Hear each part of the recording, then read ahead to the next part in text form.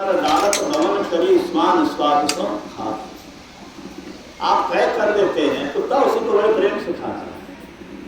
संतों ने संसार के सुख को तय के समान त्याग दिया, उसको देखना नहीं चाहिए।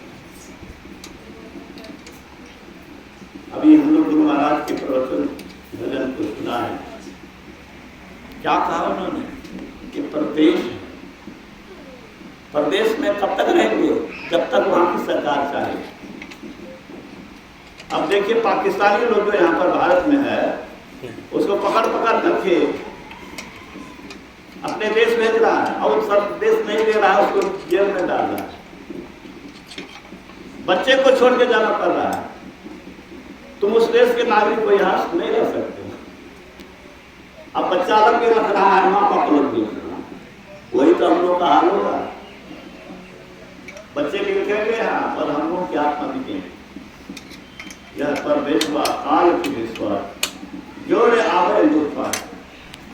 ये मनुष्य शरीर अनमोल शरीर, क्या अनमोल शरीर। उस देश में जाने का अधिकार है, इस देश में जाने से कोई क्लेश न। सुधी करो प्यारे को आपन देश के जहाँ क्लेश कठिना। निज काया गढ़ में ऐन महल हुए, आपन घर पथ पाए। अपना घर से कौन निकालेगा। ये वो निकाल सकता है, किसी के घर को कोई नहीं निकाल सकता है।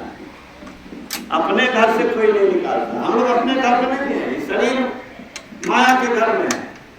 और इसीलिए जमराज जब चाहता है तो करके करवा जाता है। गुरु महाराज हम लोग बहुत भाग्यशाली, ऐसे महान संत जिन्होंने शुरुआत से कल्चर करके सारी अनुभूति किया और ग्रंथ और पद से भारत के कोने कोने पर कोशिश किया। उन्होंने इस ज्ञान को फैलाने का और लोग को बड़ी सुलभता से मिला है। गुरु महाराज की पदावली साधारण ग्रंथ नहीं है, वो वेदांत का सार है, सारे धर्म ग्रंथों का सार है,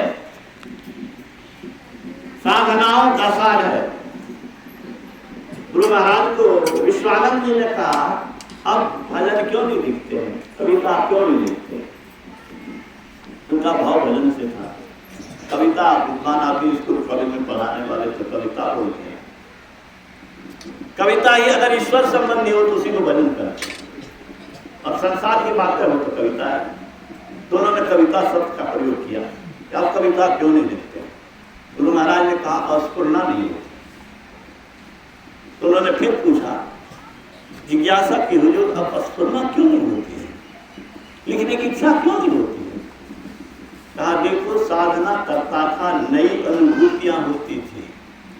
साधना करता था, नई अनुभूतियां होती थी अपने अंदर में, नई अनुभूतियां होती थी। और फिर उसको लिपिबद्ध करने की, लिखने की व्यग्रता होती थी, जो देखा उसको लिख दो। अब ऐसी कोई बात नहीं है। विद्वान आदमी ने अपनी बुद्धि का व्यायाम करते हुए क्या लिखा। लिखा कि मैं महर्षि जी के उत्तर पर विचार कर रहा था गंभीरता को, और सोच रहा था कि महर्षि जी कोई काल्पनिक नहीं, सच्चे कलाकार। जो देखा वही लिखा, जो अनुभव किया वही लिखा। फिर कहा गंगोत्री से जब गंगा चलती है तो वह ध्वनि के साथ चलती है, गतिशील रहती है, ध्वनिशील रहती है। लेकिन वही गंगा जब गंगा सागर में मिलती है तो गतिहीन और ध्वनिहीन हो जाती है। महर्षि जी की कविता अब मौन इसीलिए हो गई कि अब यात्रा खत्म हो गई है। चलना था जहाँ, पहुँचना था जहाँ, वहाँ पहुँच गया, तो फिर अब चलना क्या है। न चलना है, न नई अनुभूति होनी है।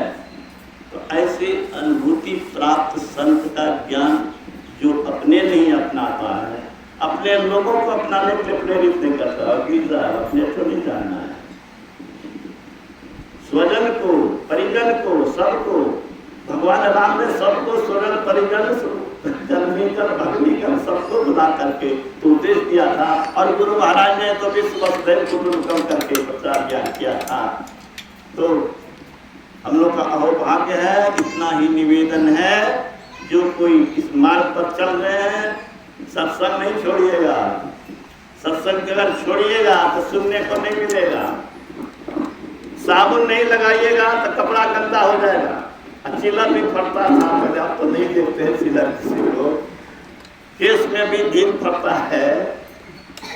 सफाई जरूरत है, तो मन की सफाई सत्संग से होगी, संतों की वाणी से होगी। इसलिए बराबर सत्संग कीजिए।